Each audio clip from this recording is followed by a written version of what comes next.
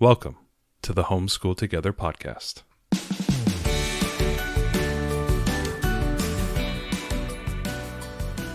Where one working mom and a stay-at-home dad help you navigate the nuts and bolts of the growing and dynamic world of homeschooling. With a focus on early learners, like me. All the ins and outs of building and maintaining your homeschool life. Homeschool. Find out tips and tricks to make things like this easier. I'm reading. And ultimately, enjoy educating your kids. And what's that last thing? Have fun together. Did I do good, Daddy? Yeah, you did, sweetie. Good job. Hello and welcome to Homeschool Together. Thanks so much for joining us. We are really excited to be back into interviewing people. I know we've been doing a number of informationals over the last few months, a month and a half, 2 months now.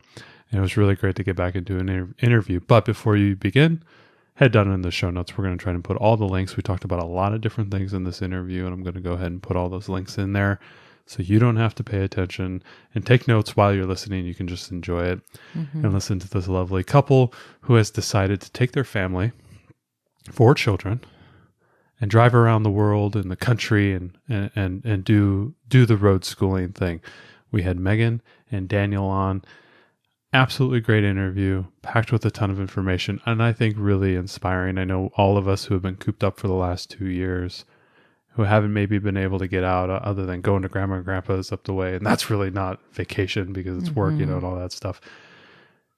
It's really inspiring to hear people getting out of the house, doing this, getting out, traveling. They were unique. They've been on the road for 4 straight years. Now going to start settling back down, but it was wonderful to listen to them talk about their thinking, how it evolved over time, how they went forward and found, homeschooling as the solution to educate their children while being on the road.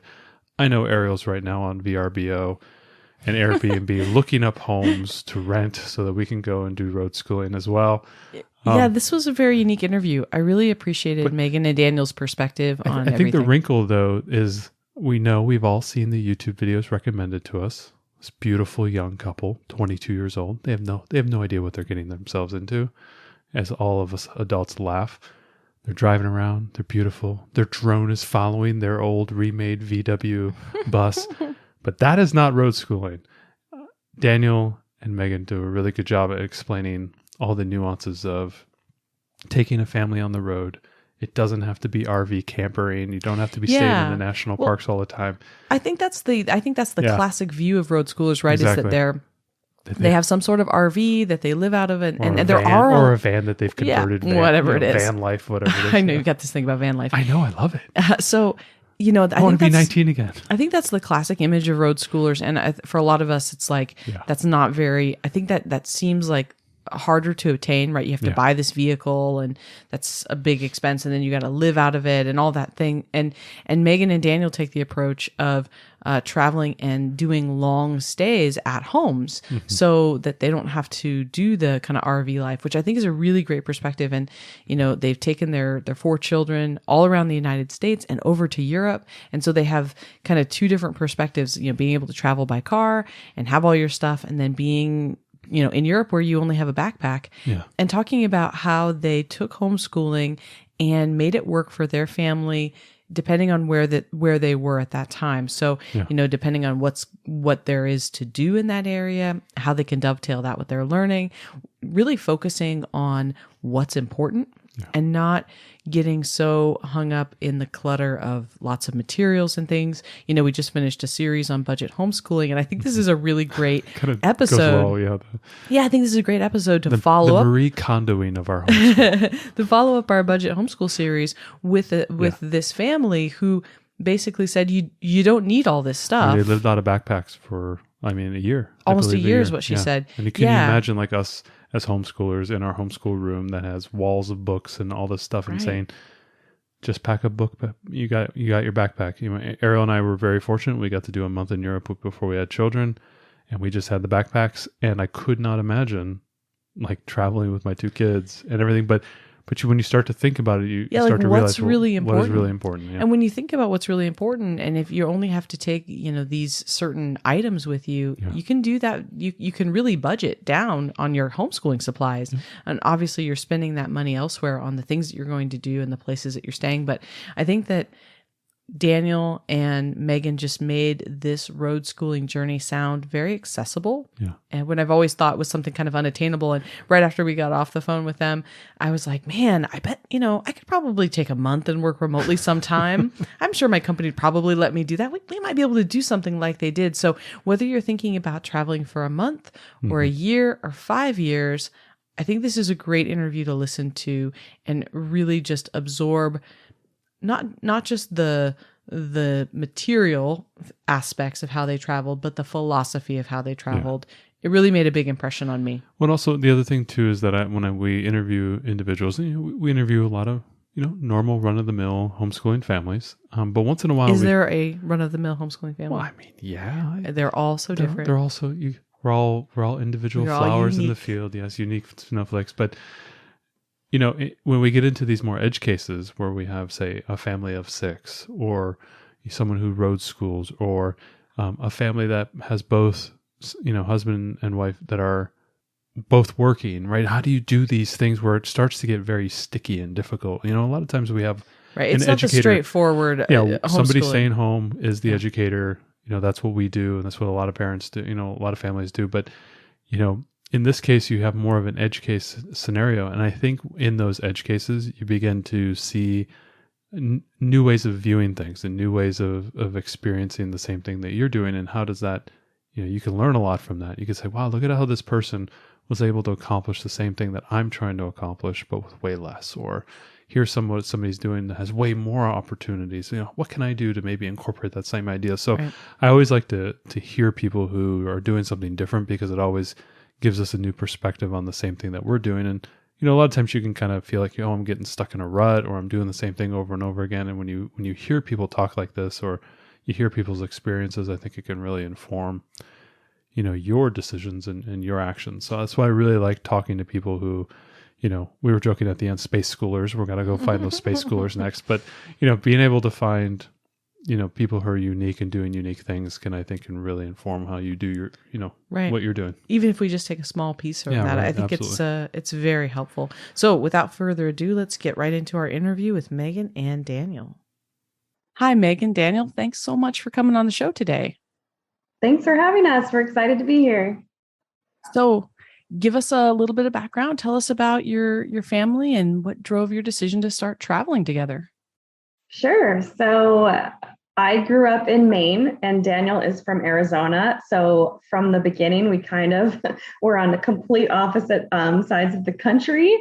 I was studying musical theater in college and Daniel was a music major, and we met as theme park entertainers. So kind of interesting background there. So after we met and I graduated college in New Hampshire, I moved to Arizona. I was trying to get out of New England anyway because of the weather. Arizona sounded like it'd be nice and warm. So then we lived in Arizona for 13 years and we had 4 kids. Our kids are boy, girl, and almost 14, 11, 9, and 5, but almost 6. And so we already kind of had this, we're on opposite sides of the country and we loved to go back to the East Coast and visit where I grew up and take our kids there. So we got really, really good at road tripping across the US. And like every time we would go, we would try to take a different route and maybe see a new city or do something different. So we kind of already had that as part of our background, like just driving across the US. But Daniel, maybe you want to kind of get into the details about how we actually started traveling full time. Well, I think it all started when I was just looking at Airbnbs and I was fooling around with some dates and I made a longer stay and the price went down. And that's when we realized that a ton of Airbnbs will give a significant discount if you stay for a full month. And that discount made the price to stay in a full home, fully furnished home for a month cheaper than what our mortgage was. Wow. And I said, what if, crazy idea, what if we just went from Airbnb to Airbnb? We were already thinking we would move back east. So what if we took our time, slow travel across the country as we went? And the original plan was to go for one school year. And that was about 4 years ago. Yeah. And to take things back just like one step further, we were like in the thick of it. We were just kind of realizing that we weren't super happy with our life as it was in that moment, just being really, really busy. You know, Daniel had a full-time job. I was working part-time. We had so many other different commitments and activities going on. Our calendar was just like packed to the gills. The kids had activities, and we just realized like we were doing all these things that we thought we enjoyed. They were hobbies, and they were, you know, the activities that we felt that we were good at or were things that we enjoyed. And then we were like looking around, we're like, why are we miserable? And it's because we were just so over committed, and there were all these things that we wanted to go and do. And so that's when Daniel, you know, I think kind of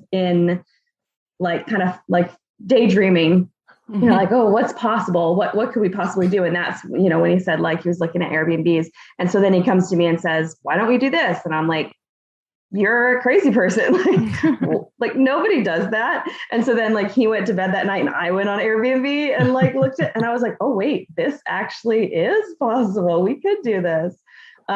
So yeah, just like you said, we had already kind of thought, let's move back to the East Coast. Let's like really change things up. And yeah, that's what we decided to do. Like, let's take our time. We're going to sell a house anyway, and we're going to buy a new house eventually. Like you always spend, you know, some kind of time in between selling a house and buying a house, whether it's a couple of hours or a couple of weeks, or in our case, 4 years. So were you able to take your job on the road, or how did that work out? Yeah. So I already kind of I worked for my dad has a software company, and I was working just part-time for him online at that point in time. And so that I could pretty much do that anywhere. And then Daniel was a full-time teacher. So Daniel, if you want to kind of explain what you decided to do. So I started teaching online. I started doing English tutoring online. So we were living off of 2 part-time incomes for the first 3 or 4 months of our travels until Megan I found Megan an amazing job. Yeah. So we were like just kind of keeping our eyes peeled, because with the 2 part-time incomes, that was a reduction in our income compared to when we were stationary in one area. But we could like just barely make it work. And we were looking for remote opportunities. And like Daniel said, he found this job listing. He found this job listing that he thought, they're looking for you. He was like, I'll apply for this if you want. But this, like your background, I was blogging, and it was an ad network for an ad management company for bloggers that I actually knew about. And so, yeah, I applied and got the job and started working full time. And so it was kind of like we just made a switch. Sometimes we're like, we're Freaky Fridaying it, because Daniel had been working full time for so long. And it made sense because we had young kids at home and I was the one bearing the children. And that timing worked out really well. In fact, the day we started traveling was the day before our youngest turned 2. So we're like just transitioning out of the baby stage into like, you know, the older kid stage. Well, still pretty young kids at that point in time. And so I started working full time and he was working part time. And then eventually he actually took a job at my same company. So then we both had full time remote positions, and that ended up being more than we were making when we were stationary. So, you know, it took a little while to get there, but then, yeah, it all worked out really well. So just going through like the initial, like, you know, you've started down the yellow brick road of road schooling. Was the original idea just a month or two, a couple months, and then we'll figure something out? Or was the idea to try to do it long-term over a sustained period of time, like the 4 years? Or, you know, what was your thinking there when you first started? Well, 4 years was not in the equation to begin with. I don't think I wondered. even with our adventurous hearts, I don't think we would have signed up for 4 years at the beginning. But we said we'll do a school year. So we had planned for 9 months of road school, and both of our older kids had been in an advanced class in elementary school doing work that was basically a year ahead. So we told each other, even if we really screw this up and they learn nothing this year, they'll just go back into public school as if they had missed gap nothing year. at all. Yeah, gap year. As a gap year, exactly. The funny thing, of course, being that they are now years ahead of where they would have been. We were able to give them the personal attention and be able to help them in a way that, put them far beyond where they would have been, even in an accelerated classroom. So when you got into the car and you guys were starting to do your road schooling and tripping, and you said, okay, we're gonna do some type of education on the go. Did you have ideas of like doing kind of like an online charter school, or was homeschooling kind of the first thought? We looked into a few different options. And it was funny because at first, like, we both had these part-time jobs, but Daniel really flourished as their teacher. And so he kind of, especially then a few months later, I started working full-time, he really kind of took charge and found a lot of different, we don't use just one curriculum. We kind of pick and choose a lot of different resources. So Daniel knew of some online resources that he set the kids up to use. Was that like certain type of curriculums that you had found that you liked, or was it really just kind of this eclectic mismatch of educational resources? Eclectic. Yeah. Yeah. The funny thing is, we interview a lot of homeschoolers, and there's a lot of philosophies out there. People try to carve out their own space and say, okay, we're unschoolers, or we're classical schoolers, or we're Charlotte Mason, or whatever it might be. And really, when the rubber hits the road, most people are just like, I'm just trying to survive, man. I'm going to take what works and I'm going to put it together like Legos. And if it works, it works, that type of thing. So yeah. What did you guys do right up front? What were those tools that you ended up using? Right from the start, Khan Academy was awesome. So fantastic. Right from the start, our kids were good at, we're in Google Docs and Google Sheets, and we were able to do a lot of writing that way. Right from the start, we started with both our older kids in school. As we started to travel, we brought our third kid into schooling. And then a couple years later, we added by the time we had kind of developed a rhythm was when we brought our fourth kid into the mix. But right from the start, they were all good. They were all strong readers, and we've always been, encouraging of that. So those were kind of our biggest things, reading and writing and math. Those were kind of our things that we really leaned on from the beginning. When we were traveling in the US, we had our minivan. And so I know we talked about Airbnbs. Every once in a while, when we'd talk about our full-time travel, we'd have somebody say, oh man, I'd love to do that, but I couldn't live in an RV with 6 people. I'm like, well, I couldn't either. And we don't. But traveling in the US, we always had our van. So we had a lot of space. I mean, a decent amount of space compared to only traveling with backpacks in Europe. So like we would have hard copies of books, we would have workbooks. And I think that both Daniel and I do value the traditional side of education, like actually sitting down with, a lesson and learning how to do something specific. But then the other half of that is every month we're in a new location. So anytime there's an opportunity to take advantage of where we are. So like the first destination we went to was the Pacific Northwest. And we were walking distance to this kind of like rocky beach area. It was actually Whidbey Island off the coast of Washington, nearby Seattle. Yep. And like there were clams. So the kids went and dug up clams, and there were blackberry bushes. And so we made blackberry jam, and just kind of taking advantage of the location you're in. And then of course, being in Europe, just learning the history of the place that we're in. So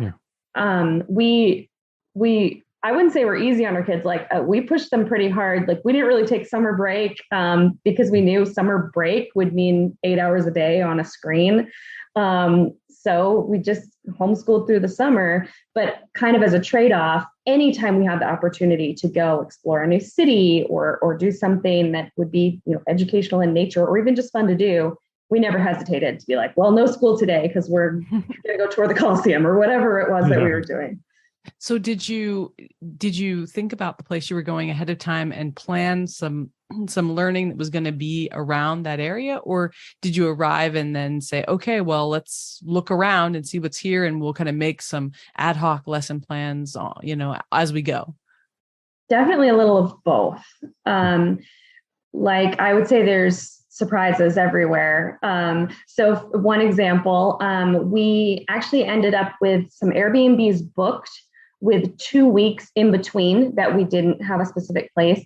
And so we were kind of just looking for a place to stay for 2 weeks. And we ended up booking a house in West Virginia, with not really thinking there was anything special in the area. And then as soon as we got to the house, we realized that the couple that had rented out the house rented it out because they were taking 6 months to hike the Appalachian Trail. And we just happened to be like, the Appalachian Trail was right nearby.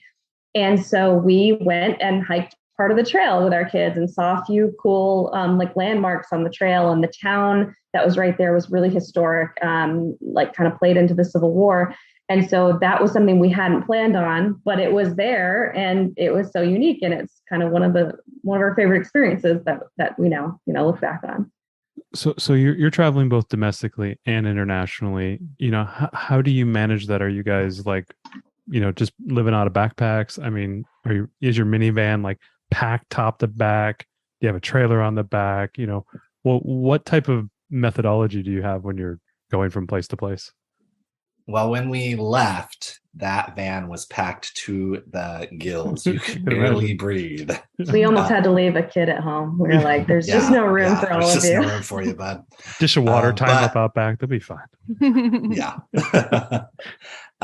But, we went and realized we maybe didn't need this, or maybe this other thing was a little more important. And as the kids grew and changed and we were doing different things, we were able to get rid of some stuff. We acquired some more stuff. We were crisscrossing the country. So we would frequently stop back in Arizona where we had maybe not frequently, but we often stopped back in Arizona where we had a storage unit. We could drop some things off. If we needed to get something out of the storage unit, we could grab that. But we definitely had a ton of stuff to begin with. By the time we were leaving for Europe, we knew we could only do one bag each. So we had to pare everything down and decide, this is all that we have. This is all that we're going to have for the entire time that we're in Europe. This is your backpack. These are your things, and we're going to go. So how long were you in Europe then? Just under a year. Ariel and I did 28 days, and we were like, I need to get back, get a cheeseburger. I'm tired of living out of a backpack. So how did that transition go to Europe? I know that you did Airbnbs here. Did you do something similar there to make it more economical to travel in Europe? I know it's pretty expensive to travel in most of Europe. Yeah, we also, we started traveling in 2018. Things have gotten a lot more expensive now that we're in 2022, even over just the last couple of years. But yeah, so that first 9 months we knew was in the States. We were going to start on the West Coast, end on the East Coast. And that was really as far as we planned out. And then that went so well, we were like, well, we've got to, before we settle down and we have a mortgage and we can't really do this anymore full time, we got to go to Europe and do, let's do a second year over there. And then just the way things worked out, I had some surgery and there was going to be follow-up visits. So we were like, okay, well, let's, travel, let's take care of that, push that back, push the Europe plans back a little bit. So we booked a place in London and we booked airline tickets for the 6 of us for April of 2020. Ooh. That didn't go so well. Yeah, great timing. Everything got canceled. Luckily, it all got refunded. But we're like, okay, so we're not going now. But we knew we still wanted to. So we just continued basically traveling domestically, quarantining and hunkering down when we had to, sometimes in Arizona with family. My parents moved to Florida during the early part of our traveling. So we had kind of a second home base there. And just waiting to be able to go to Europe. And we did finally in September of 2021 through July of 2022. And yeah, basically the same thing, booking Airbnbs for usually 4 weeks at a time. Over there, we did a lot more flying, obviously train travel, like we didn't have a car. There were a couple of times where we rented a car just really briefly. But yeah, totally dependent on public transportation, which was new and different, a learning experience for us as well as the kids. So how did you decide where to go next? I mean, it's like the world's your oyster. Like, how do you decide as a family? Is it based on, do you draw lots for who gets to choose? Random dart throws at the end of the night. The kids don't get to choose. We're like, we'll let you know. It'll be fun. So I'm going to talk about the first part of our European visit, because then Daniel has a good perspective of one of the places we chose. We kind of figured, let's front load it with the big things, because at that time we didn't know, maybe we get deported, because of COVID going on and everything, who knows? Sure. So we're like, let's do the big ones first. So we went to London, Paris, Rome. We're like, boom, boom, boom. The three big ones, let's go see everything there is to see there. And a week in Liverpool. You gotta go to Liverpool. We're big Beatles fans. So, gotta see all the Beatles things. We literally stayed on Penny Lane. That was cool. To answer your question about kind of how far ahead we planned, it was, I would say every time we were about to go to our next Airbnb, we probably had the one booked after that, or maybe the first week in an Airbnb, we would make sure we had another one just to know where we were going, and especially in Europe, how we were going to get there and how expensive that was going to be, because you kind of have to plan several steps ahead, especially over there, to know that there are flights, and that we actually ran into a couple of situations where we left earlier. We maybe had the Airbnb for 4 weeks, but it made sense to leave a couple days early because it was cheaper to book out the full 4 weeks, but the plane flight was half the price a few days early. So we would, just kind of make that work. But after Rome, we were like, okay, Athens, our oldest is really into Greek mythology. So we're like, we have to hit Athens. And then we also wanted to do Santorini. So we saw kind of the island part of Greece. Yep. And then we had been to major city. And we had also been in foreign speaking country, so we were ready to kind of, let's go back to where they speak English for a little bit, kind of get a break from struggling with the language and from the big city life. So yeah, I'll let Daniel talk about our next location. Well, I kind of learned a little something about myself, which is that I like to be able to go outside and walk around in nature. Nothing against living in the suburb of Paris or in a high rise in London. We definitely enjoyed that, but I was feeling a little pent in. I was feeling a little bit a little crowded, little too close to everybody. And on behalf of the kids too, because in a lot of those locations, we didn't have a yard. We could take them to a park, but we couldn't just send them out, go out and play. Mm-hmm. Which is a big difference, when our kids are cooped up inside, we want to kick them into the backyard and have them go play outside for a while. I think that's reasonable. That's how we grew up, and that's what we wanted for our kids. So I told Megan that I was ready for something that was not such a big city, and we actually didn't use Airbnb, but a similar service that just does cottages, English cottages. And we found in the southwest of England a place that our kids will still talk about, but it was called the Yellow Blossom Cottage. It was in Penzance, and old farmhouse, field in front, sloping down to the bay, where there's an island with a castle on it that you can see from the front yard. There were woods that our kids would play in. We got there, and they had, we'd been doing school for years at this point, and we got there and I said, okay, new rule, as long as we're here, if you want to go play in the woods, just go. Yeah, right. Just go. You don't have to ask permission to play in the woods. You don't have to ask permission to take a break from school. You don't have to finish your school before you want to go play outside. Just go. And it was one of our favorite places. Now, again, we loved taking the kids up to the Eiffel Tower. We loved touring the Colosseum. We loved seeing all of those amazing postcard locations, but they still talk about Yellow Blossom Cottage. Yeah, absolutely. So that's great. That's kind of a great segue into, while you guys are going different places and you're doing different things, these children tend to need to interact and socialize and have fun and doing extracurriculars and stuff. And, how did you guys ensure that they were having fun, not just between the four of them? I mean, they got you guys kind of have a built-in social network with four kids, but, did you guys do anything specific to get them out, get them active, get them, having fun, maybe not with the parents, maybe with friends and kids? Did you do anything like that? So the first place we stayed in London was like a series of apartment buildings, and there was a little playground that was right downstairs. And so they would go down and play, and they met kids in the that also lived there. Helped that they also spoke English, because then we would go on to other places, and usually what would happen, the way the interaction would happen with other kids, because like you said, we're a party everywhere we go. There's 6 of us, there's 4 of them. They can kind of pair off differently from day to day. So there's obviously a lot of, camaraderie that they already have, but they do like to be with people their own age, of course. A lot of that would be, we take them to a playground, and they just, our kids are pretty extroverted, I suppose. They're very friendly. They'll go right up to a kid and be like, hey, let's play.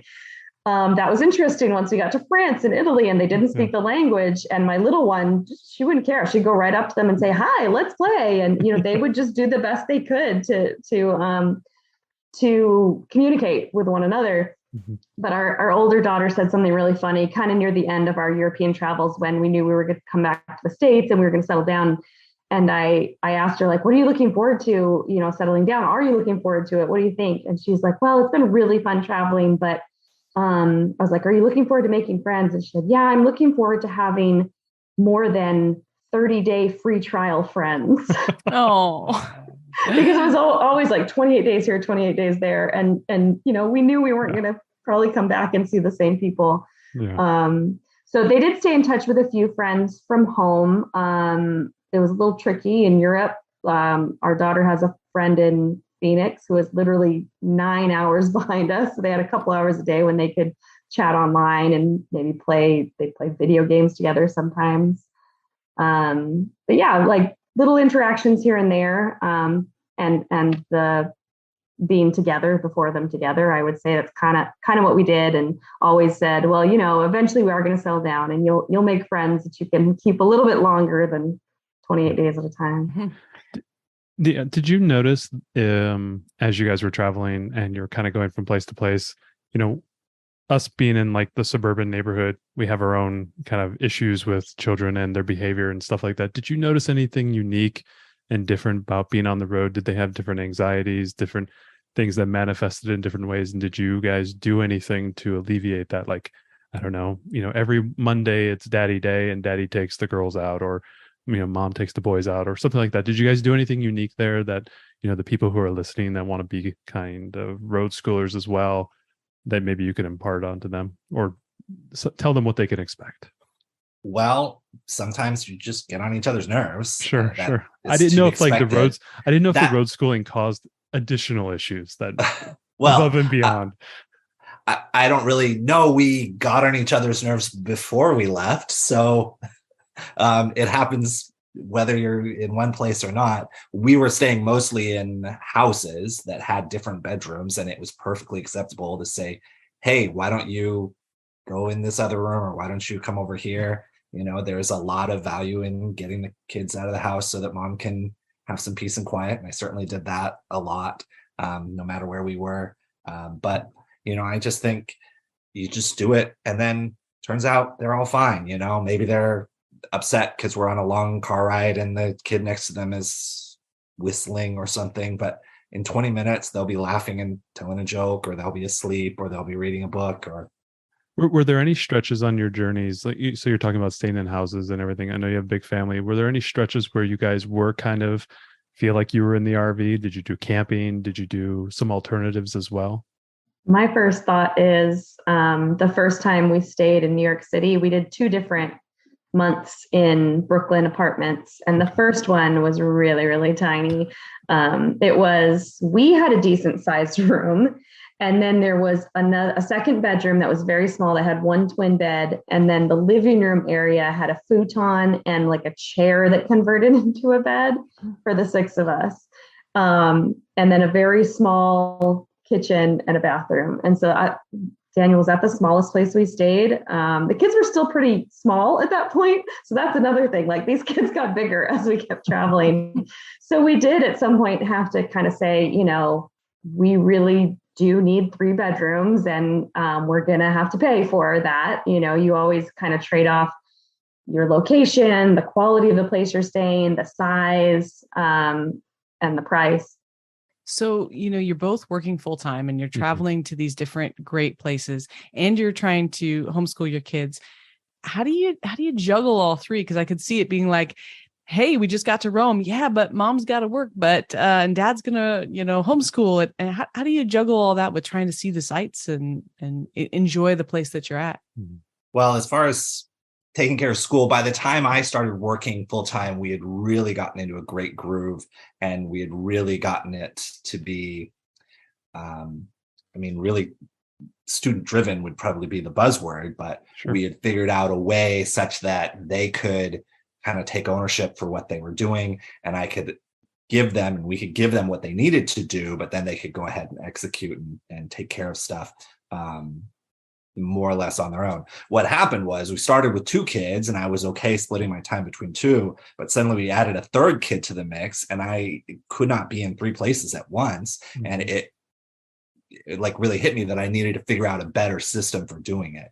And that's when we started a school tracker, which was a shared Google shared Google Sheet where they had everything they were doing listed out, and then the days, and then what they had done, and they could check in with me, and I could be, helping them as needed, as opposed to having to be completely present in every moment of their learning at all times. And that was really a game changer for us, and we used that system for the remainder of the 4 years once we kind of figured that out. And because we were able to get it to that point, I felt comfortable again, increasing my hours until I was at basically a full-time job and then taking a permanent full-time position. But as far as juggling that and seeing the sites, well, it was great because we could take time off whenever we needed to. Megan and I could get time off work. We could go do something and cancel school without any repercussions. We could, but Megan was also an absolute champ at scheduling what we were going to do and what we wanted to see, and she is just amazing at going and researching a place to no end and being like, these are the top things that we want to do, and we're going to do these things on this Saturday and these things on this Saturday and these things on this Saturday, and boom boom boom, we were able to do a whole lot. That's awesome. I have the same issue. I'm the husband handbag. I just kind of go along with the journey. Hey, no, it's a good thing. I don't have to do any of the work. It's a nice handbag. But you have the 2 younger ones. So as they became older, a lot of times with the younger ones, you got to do a little bit more hands-on. Did you find that to be a little bit challenging at the beginning, or were they just kind of naturally adept in, or were you using the older kids as kind of surrogate teachers, as educators type of thing? We've seen some of that before as well. A little bit of everything. Okay. A little bit of everything. I do recall we started traveling, we had the 2 older kids, and our 3rd kid was supposed to have been kind of getting ready to start kindergarten. Mm-hmm. And I was like, he doesn't know enough sight words. We've got to figure out. And it like kind of hit me because previously it was like, just send him to school. You know what I mean? The school will take care of it. I'm sure the school's got this figured out. But now suddenly the responsibility is 100% ours. And it kind of hit me like, we got to get on this. We got to get on this. I developed a huge respect for kindergarten teachers because I was like, well, I know how to read. I know you're smart, but I don't know how to teach this to you. Like, can't you just figure it out? Like, these are the letters. Come on, man. Like, figure it out. And then I was like, oh, there's actually a method to this. There's actually tactics for how to teach a child to read. So we kind of had to research that a little bit. And we learned like, these are some fun games that will help them learn. And yeah, we got them there eventually. Absolutely. Yeah. And toss in 20 additional kids that are trying to do the same thing. It's always hard. So did you just focus mostly on reading, writing, math? and just kind of, let the other stuff, or did you try to wrap in science and art and these other pieces? It sounds like you have kind of a busy schedule. We did just about everything you can imagine, because again, we were using this Google Sheet. So I always made sure that reading and writing and math were on there. But then the list goes on. They definitely were doing music I was a music teacher for years. So that was something. For a while we were carting around a trombone and a recorder and doing some of those things. They were almost always doing some kind of language, either in anticipation of a place we were going to go or because we were actually living there. We did all kinds of art. They love computer programming, and we incorporated some game design into that. We did chess. Like for a while, chess was on their tracker, like play a game of chess with a sibling or with the computer. They did typing. They've done geography. We, for a short period of time, a couple of different times, stayed with Daniel's mom.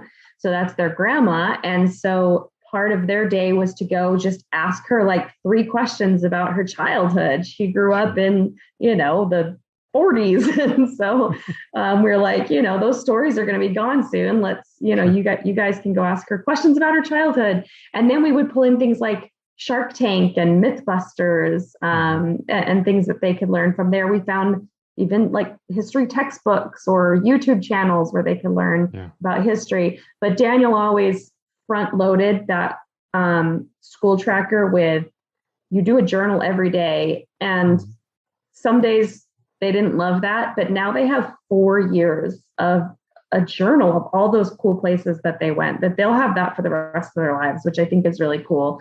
But he was also like, if they read and write and do math, that's a great day. And then, a lot of days they do everything else on the tracker. Some days that's all they do, and it's still a win. So did you rely mostly on online curriculum then? That was the question. Or did you pull in workbooks as needed, or just to keep it minimalist? We did a lot of workbooks at the beginning. I think because when they're doing so much online for school and then they're done with their school day, well, what do they want to do? They want to go watch YouTube. They want to, play video games. They still want to be on that screen. Mm-hmm. So it was good to have some stuff that wasn't on a screen. So we really liked Brain Quest because they're like these really big, thick workbooks that you can pull out the pages on. So we did a lot of that the earlier years, and they're a little bit younger, and we were in the States where we had space for that. But then once we were in Europe, it was a lot more heavily screen-based, just because we didn't have as much space to carry stuff around. Yeah, so let's talk a little bit about technology, because you're talking about Google Sheets, Google Docs. I love Google Sheets, Google Docs. So the whole Drive network is just an incredible, utility for anybody to use. Does each kid have a tablet, keyboard, laptop, and then Kindle? And are you doing that type of combination, or is it something specific, something unique that you guys have been doing? Yeah, they all have always had a screen. It's absolutely unavoidable. But when we went to Europe, we made sure that, the 3 older ones each had a laptop that they would travel with. They had different screens off and on, whether it was a laptop or an iPad that they used. I have found that the laptop is a much, much better for them to do school on. I mean, the keyboard obviously makes a big difference, but they like the iPads for, because it's easy and it's small. But the laptop is far better for school. So what type of laptops are you doing? Are you doing like a PC, Mac, or are you doing Chromebooks? Always PCs. Okay, always PCs. Because I've been running myself off of Chromebooks lately, because I do so much in Google Drive. I didn't know if you were integrating that or anything. So so you just do primarily PCs. That's cool. And do you have any specific software or anything that you like to have on there, other than obviously the cloud-based tools? Do you have anything else that you like to include on there? Any music programs or anything like that you have found that be very helpful?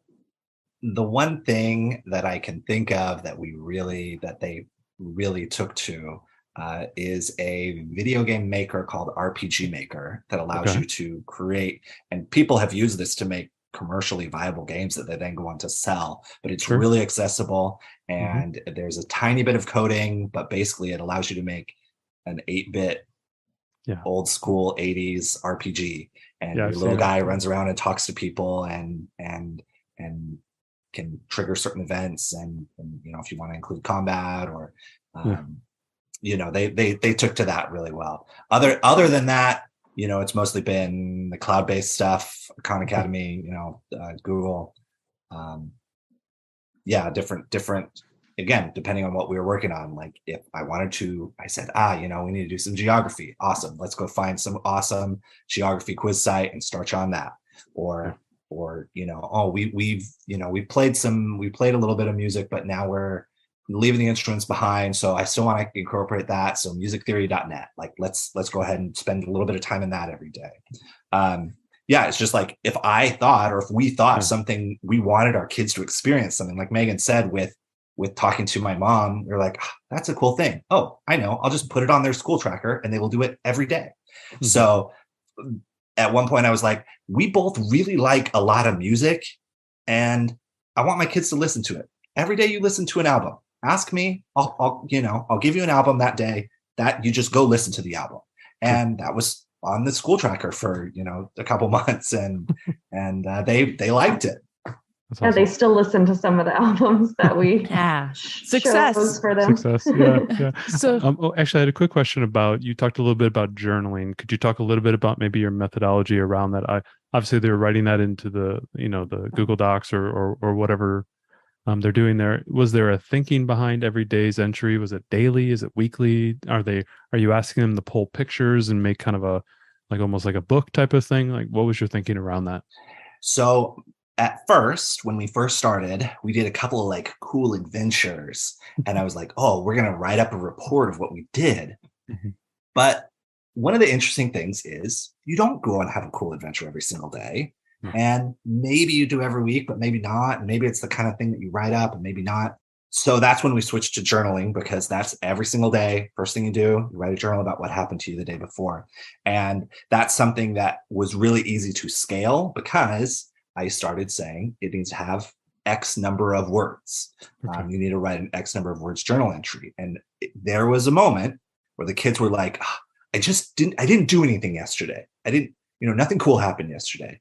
And that's when I said, look, your journal does not have to be exact log of what you did. What are you thinking about? What do you want? What makes you happy? What's on your mind? What do you like? And it was like a light bulb went off, and suddenly now my son is writing massive journal entries about Pokemon, and he's detailing his favorites and what's cool and what's not.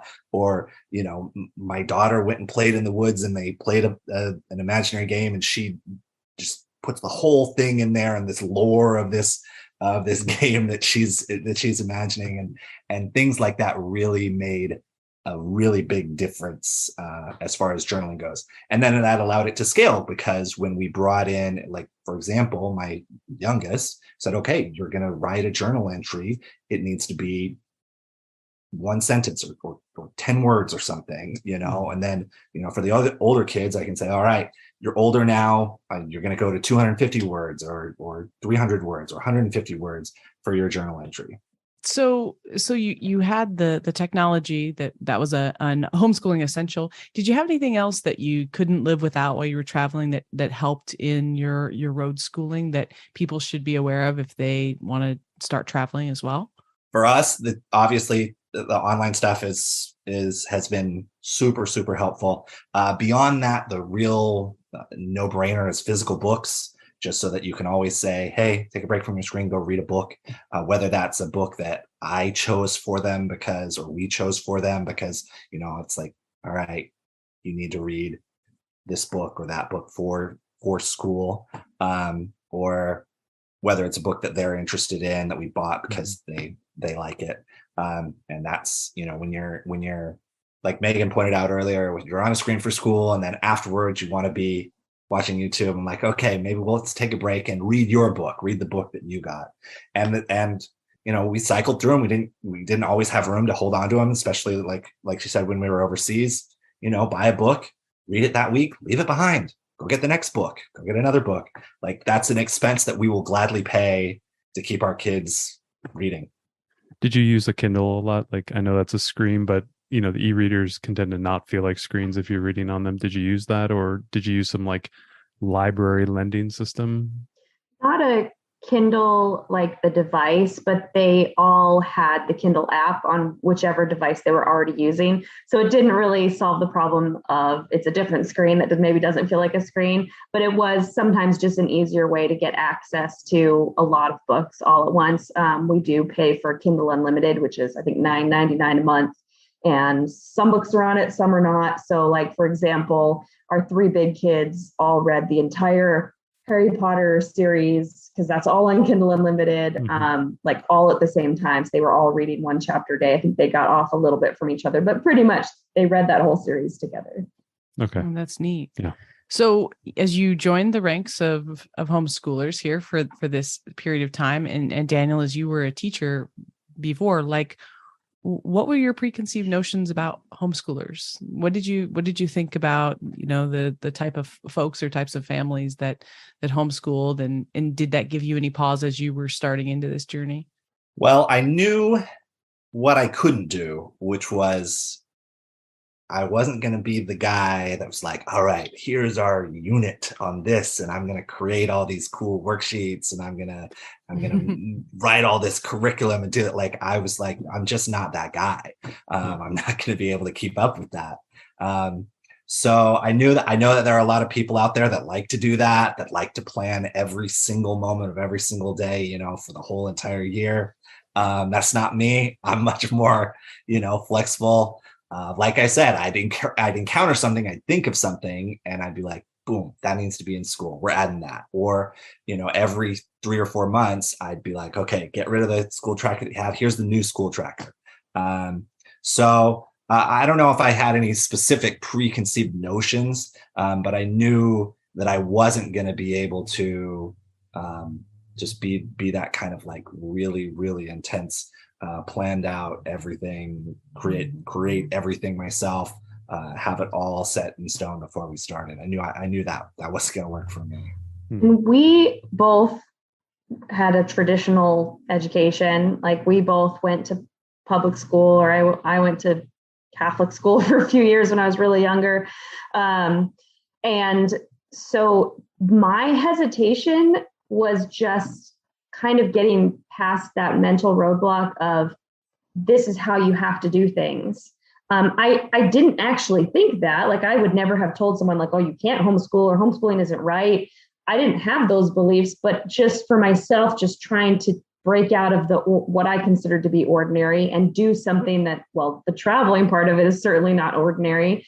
It just kind of was a little bit of a mental roadblock of like, this just isn't what you do. And I think also, what will they miss out on if we do this? And now that we've traveled the world for 4 years, it's like, well, what would they have missed if we hadn't done this? Yeah, it definitely reframes it.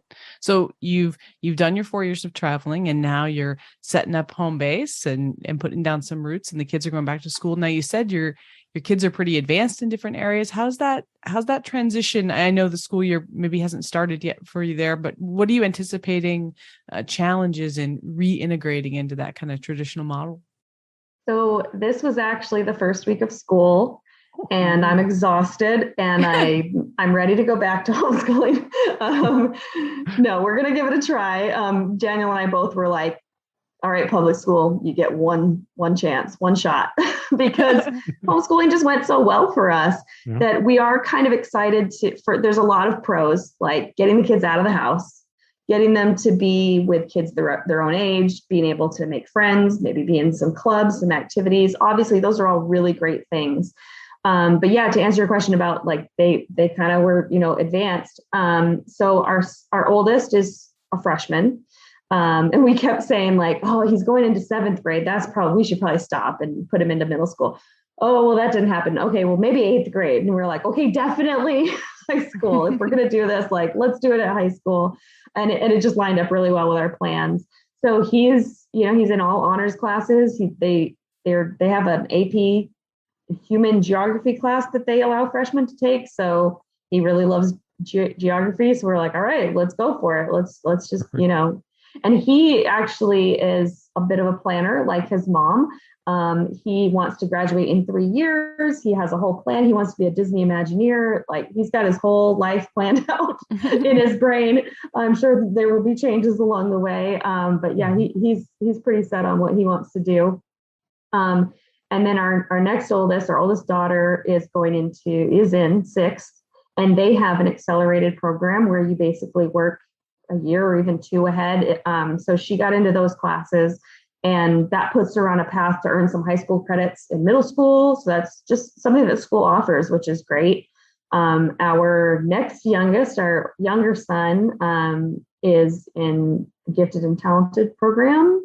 And that's something that they offer at his level. We ran into an issue with our youngest, which is that the cutoff for kindergarten, we're not happy about this one. She is 5, but she is turning 6 on September 9th. The cutoff for kindergarten is to turn 5 before September 1st, and the cutoff for first grade is to turn 6 before September 1st. So she's just barely, we spent this past year traveling thinking this was her kindergarten year. She'll go into first grade. And so we're in South Carolina, and it's just a state law. Those 2 grades, the ages you have to be. And she's reading at like a 4th grade level going into kindergarten. So she actually starts tomorrow. And we really, really just wanted to push her ahead 1 year because she's on the older end anyway. She's one of the oldest kids in the class, and she's that far ahead.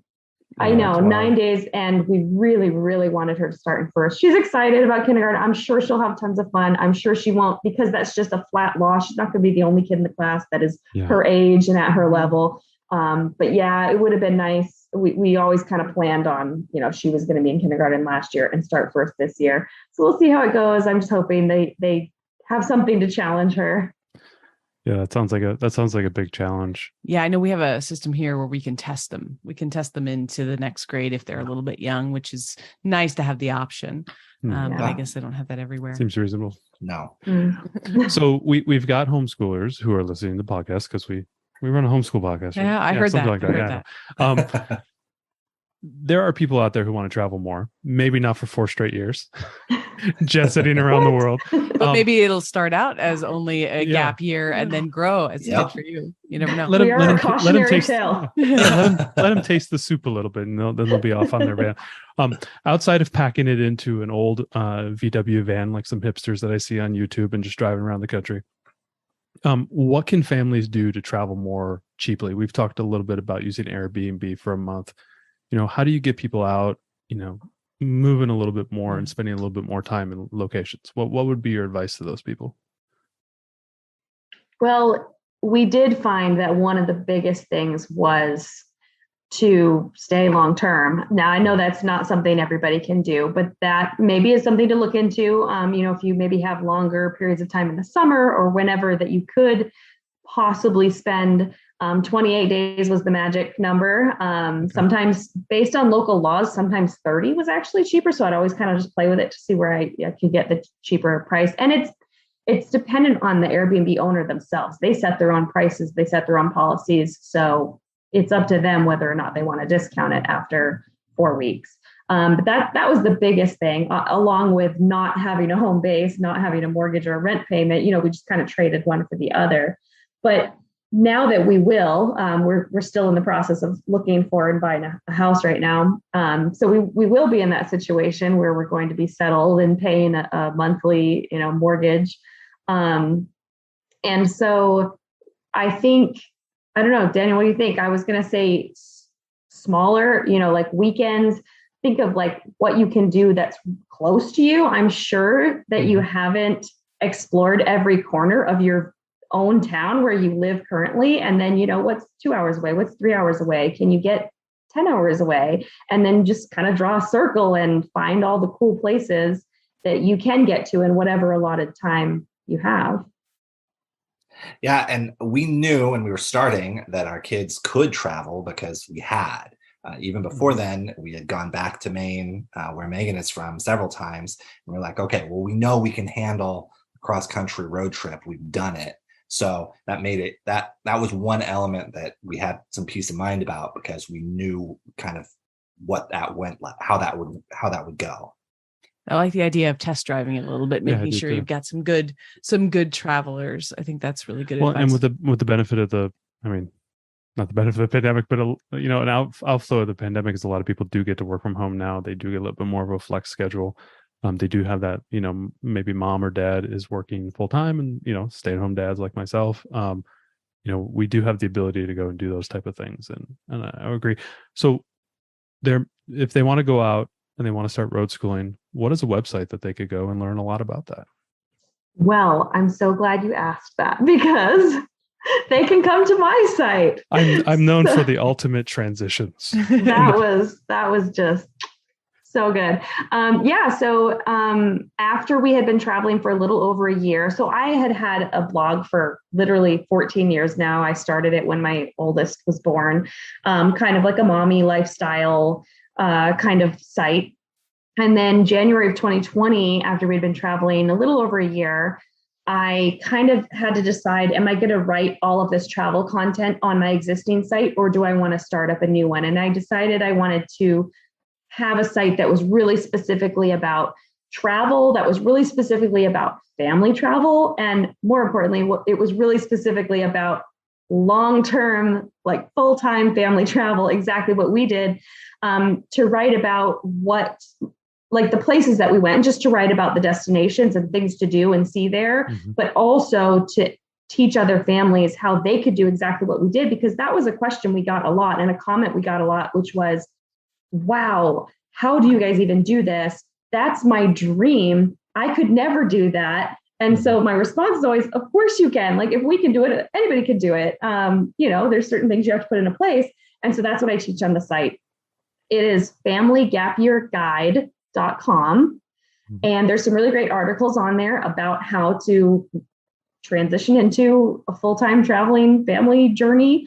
I also have a course on it. Along with launching the website, I was like, I'm an expert at this, right? Just because I kind of threw myself into it and lived this life for several years. So I have a course that takes you from everything from deciding where to go, learning how to budget for it and how the financials work, all of our tips, to the details of like packing, what to bring, what to do with your stuff that you can't fit into your van or your backpack. So like what to bring, actually how to pack it. There's a whole section on traveling overseas, how to, how it's different traveling in the US versus traveling overseas. And there's a whole unit specific to road schooling that goes over a lot of what we went over today, and has some cool resources. Like we talked about the school tracker. That's a download in the course. Awesome. Great. Yeah, that's probably some really great material. I know. Does it cater to the people who want a boat school? Because I got a friend who wants to do that. Wants to go buy that sounds amazing. He wants to buy the 51-foot ammo and put all the kids and all the family and just travel around the world on a boat. Supposedly, that's Daniel's next pitch. Yeah, Megan, I have a pitch for you. We have come across some Airbnbs that are like, oh, this is actually a boat. Boat schooling. Oh, I like that. That's even better test drive. Well, thank you both so much. We know it's late there for you, but we appreciate you sharing your time and all of your experience with us. This is so neat. This is the first type of interview we've done with a family that road schools. And it's been one of my like bucket list interviews that I've wanted to do for some time. Let's talk to somebody, because I don't know if we'd ever get to be in the opportunity where we could travel like that, but I kind of have a little pipe dream that maybe we could. And so I just loved hearing your experiences. Thank you. I'll convince my friend to level up to the mega yacht and we'll go boat schooling as two families together. I am so seasick, Booza. It's not going to work out. It's not going to work out. I can't convince you to invest in my boat schooling. No. So I guess my very, very last question is, do you think you guys are going to get the itch to travel again? Or do you think like you're done, you're ready to be settled and done with the travel lifestyle? I think Daniel would go out tomorrow. Am I right? I don't know about tomorrow, but yeah, probably. Probably. I'm probably the other end of the spectrum. I am ready to have a house that is my own. I mean, I haven't slept in my own bed because I haven't owned a bed that was my own for over 4 years now. So I'm just excited to like have a few things that are my own. I'm excited to pull all my stuff out of storage and use it to see it, remember what's even in there. But I could definitely see us getting the itch. And a lot of one of the big questions I think some families have when they learn about what we did is like just the timing of it all. You know, when is the right time to go? And probably there's never a perfect time. This worked out for us. But now it's like, well, we have one in high school, and in a couple of years, by the time he leaves, the next one will be in high school, and then it'll just go on from there. So I don't know, but sometimes we talk about how our youngest isn't going to remember those earlier years because she was 2-3 years old. We've got lots of pictures and we tell lots of stories. So she kind of has secondary memories. But yeah, maybe the younger ones need a second round when the older kids are gone and have flown the nest, or maybe when all 4 have flown the nest, that's time for mom and dad to take another round the world trip. So you're thinking, are you going to go like cold turkey, or are you going to keep like traveling in the summer when the kids are out of school? We'll definitely still travel. We, in our travels of the US, we hit 47 states. So we've got a few left. More. We got to check some others off. And then like every destination, I kind of kept track of, maybe there were a few things we didn't get to that were like, oh, we definitely, or even a few things that were like, oh, that's definitely a do again. Like we have to go back and do that another time. We've definitely fantasized about, let's go back to the very first place we stayed and do it all again, or at least just go back to that first place to kind of, just kind of have it come full cycle. So maybe we will. That's cool. That sounds great. Overtime question. You brought up beds. So you're traveling. Do you bring pillows? Do you bring a foam, inflatable memory foam mattress that rolls up? Like this bougie. Is very important. You have to bring everything. Body pillows. Do you have a body pillow that explodes out and you could use it? That's important to me. That's super important to me. I am like really touchy about like pillows, and I just kind of had to learn how to like take whatever's there and like stack 2 of them or fold one of them into a triangle or something. So no, I don't think we ever traveled with a pillow, although we did definitely take a lot of blankets around. I guess we have pillows. As long as we have the car, our minivan, right. There's room for pillows trombones and crock pots. It really, crock pot. It depends on what your priorities are. Like we love a crock pot. So we were traveling with a crock pot for a while.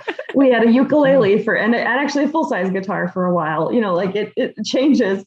And then from Airbnb to Airbnb, they might have more things for you or less things for you, depending on the place and what they're providing. The things may be cleaner or less clean. So it's an adventure for sure. Absolutely. No, I'm sorry. Just had to ask. Anyway, thank you guys so much for joining. Thank you so much for your time and your attention and sharing your experiences with us. Yeah, thanks so much. This was fun. Thanks so much for joining us today and making us a part of your homeschool journey. Please engage with us on social media. Join our Homeschool Together podcast group on Facebook and find us at Homeschool Together Podcast on Instagram.